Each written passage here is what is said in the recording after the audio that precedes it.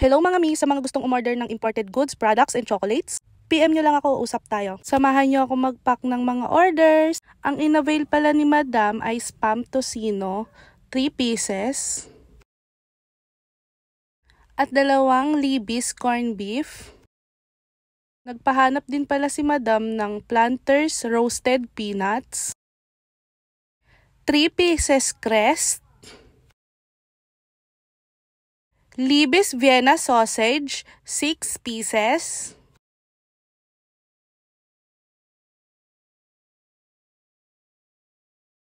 Almond Roca, 2 box.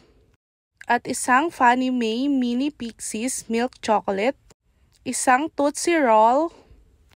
At ang request ni Madam na Smucker's Concord Grape Jelly. Mag-try lang daw muna si Madam, ang in-avail niya ay small box.